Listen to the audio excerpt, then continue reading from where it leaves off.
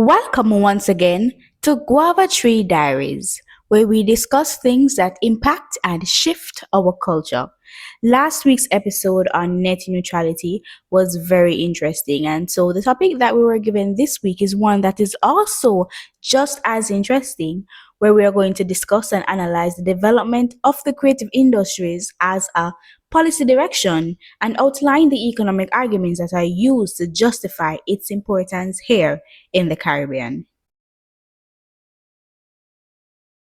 So, before I begin, let me give you a little heads up on what the creative industries are and what we mean by policy direction. So, the most widely cited definition comes from the United Kingdom's Department for Culture, Media and Sport, which describe the creative industries as those activities which have their origin in individual creativity, skill, and talent, and which have a potential for wealth and job creation through the generation and exploitation of intellectual property. So this encompasses a broader cluster of sectors that have music, film and television, fashion and design, the visual arts, crafts, publishing, advertising, architecture, digital media, software, and interactive games, and last but not least, the performing arts.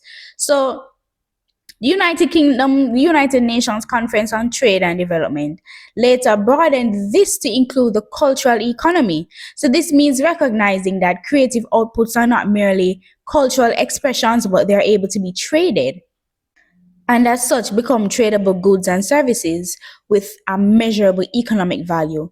So, in a Caribbean context, many scholars and policymakers have added heritage tourism, carnival, arts, gastronomy, and the traditional knowledge systems in the Caribbean to this definition, which reflects the Caribbean's unique cultural landscape.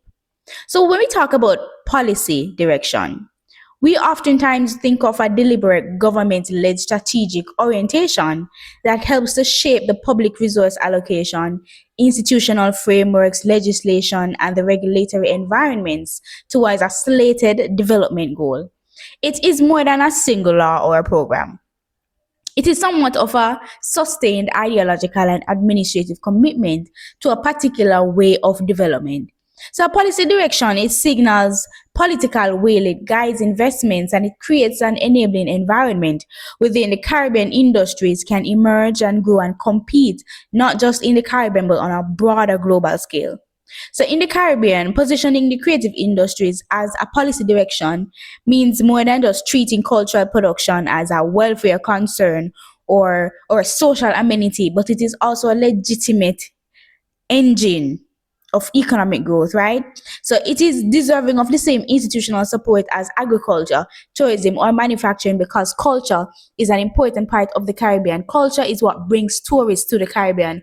Culture is important to the essence of Caribbean people. Sure, it is something that we can help to manufacture and produce, but it should still be taken and held in a high standard. So when we look at it from a Caribbean perspective now, right? We're thinking to ourselves, why the creative industries?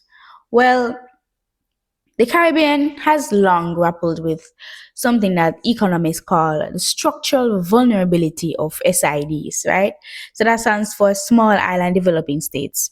So one of the issues with the Caribbean is that the economy in the Caribbean oftentimes faces narrow productive bases and there's a heavy dependence on tourism and commodity exports, which in turn we have a limited economy of scale. We are susceptible to external shocks like natural disasters, recessions, pandemics like COVID, for example.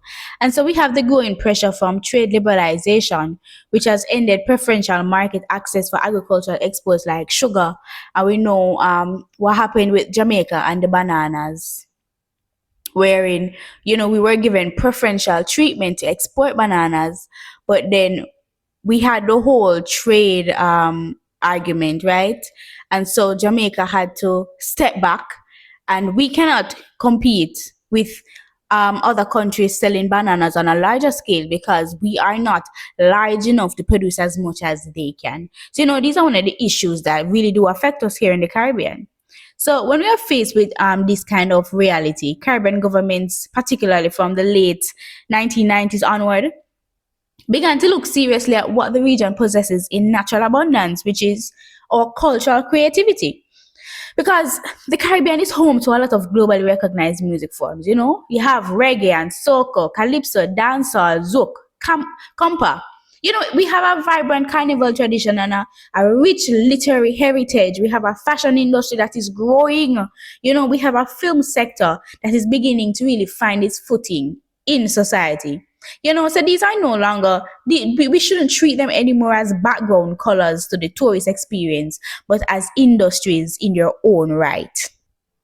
So this kind of thinking, we can help to shift a lot of milestones because the Caribbean community is established the Creative Economy Working Group, right?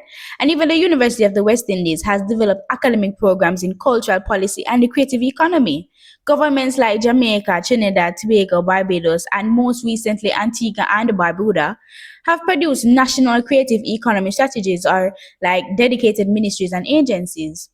You have UNESCO's 2005 Convention on the Protection and Promotion of the Diversity of Cultural Expressions, which give us international legitimacy and is a good governance framework to these national efforts.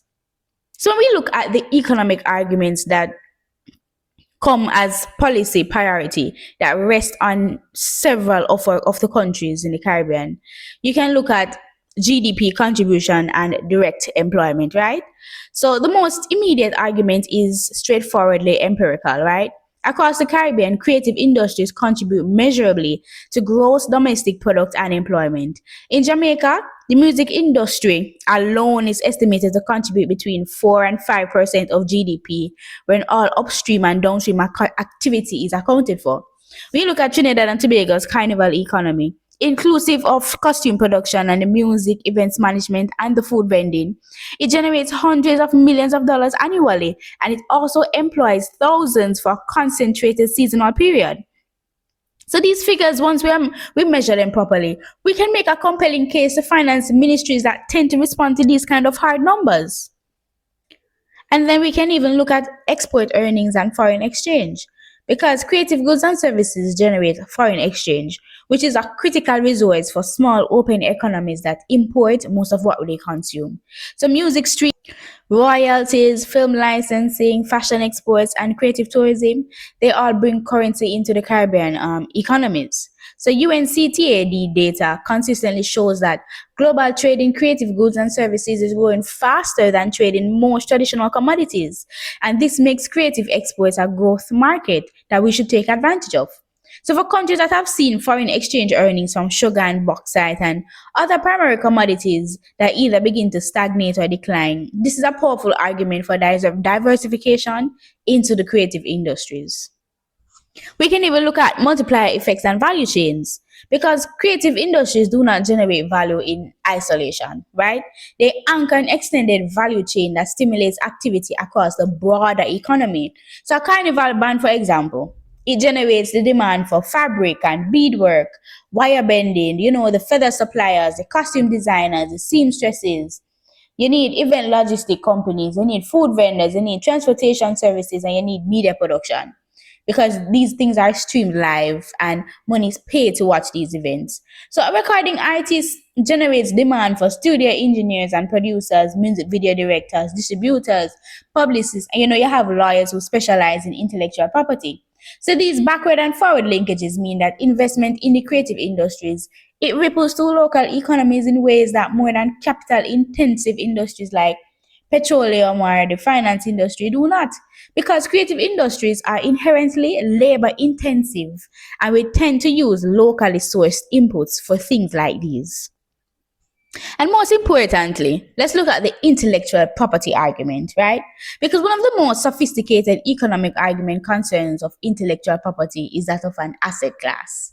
So creative works like song and film scripts and fashion designing, these can generate revenue repeatedly over time without being depleted, unlike oil and bauxite. So IP assets can be licensed internationally, it can be adapted across platforms, and it can be bundled into catalogs of enduring commercial value. So Reggae's global reach is a case study of a cultural product that has generated decades of economic value for Jamaica and the Caribbean. The critics correctly note that much of the value has been captured by foreign distributors and labels rather than Jamaican creators themselves. which is an argument for stronger domestic IP institutions and just not just against the IP model itself. There needs to be more focus and a bigger understanding, and there needs to be more education of these things to Jamaican artists who are creating not just music but fashion and design so that their works can be credited as such. And then we also have another issue of brand and soft power, right? Because there's an argument that says that the reach of Caribbean music and our cuisine and our cultural identity, it creates a form of soft power that reduces the marketing cost of tourism promotion, diaspora investment, and the region's negotiation position in cultural diplomacy, right? But I think that Bob Marley's global iconic status, just as an example, has done more for Jamaica's brand recognition than many formal diplomatic initiatives. Quantifying this is kind of difficult, but the reality of it is not as seriously disputed. Because once you think of Jamaica, you think of Rastafarianism, you think of Ital food, you think of beaches, you think of dancehall. The first thing that many people think of is the music, and then sometimes the athletics. But with all of these, we're gonna still have challenges, right? And a challenge that I would say that we have as it relates to policy in the Caribbean, in Jamaica, would be a measurement problem, because national accounting systems were designed to capture the industrial production system and not the creative value chain system. So many creative transactions are barter based or like digitally mediated across jurisdictions, which make them sometimes difficult to capture in a GDP statistic. So without robust data and research, making the case to finance ministries to finance the creative industries in a particular way that is appealing, it can become challenging. And if we think of intellectual property, right? We have the whole intellectual property leakage problem. Because Caribbean creators have historically received a disproportionately small share of the value generated by their creative outputs. We have many artists like Sister Nancy. Sister Nancy's movies, songs are used in a lot of movies, but she didn't really get any payment for it. These are some of the things that happen, So with the bulk that is captured by the foreign distributors and the labels and the platforms, the policy frameworks are not addressing IP ownership properly, and so rights management it risks stimulating creative production while allowing the economic benefits, the money, to flow elsewhere. We're not getting it.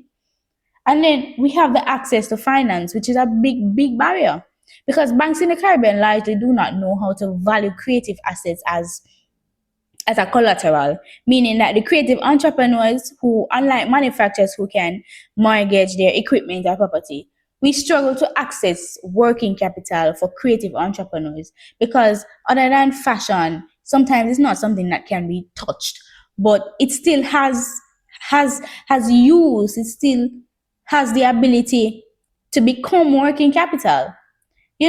So creative economy policy must engage the financial sector in a way to develop appropriate instruments so that access to finance does not remain a structural barrier.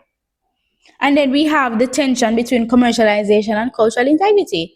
Because some scholars and some cultural practitioners they argue that framing the culture primarily as an economic resource, it risks subordinating the social and spiritual and the identity functions to market logic, which can lead to a commodification that degrades the very authenticity that give these cultural products their value, which is very true and a focus that I believe should be looked on because the more that we tend to sell our cultures, the more that we tend to lose our culture. We lose the essence of what it is that makes our culture so great. So the development of the creative industries as a policy direction in the Caribbean, it represents a response to the region's structural economic vulnerabilities. So like the economic arguments like direct output and employment, export earnings, multiplier effects, intellectual property as a scalable asset, these together and more, they constitute a compelling case. So policy direction is now relatively well established in the rhetorical commitments, of the regional government and some institutions. But the more pressing challenge is translating these commitments into institutional infrastructure, financial instruments, data systems, and the IP governance frameworks that would allow Caribbean creative economies to realize their full potential. Thank you for listening to this discussion on another week of the Guava Tree Diaries. I hope it was very entertaining.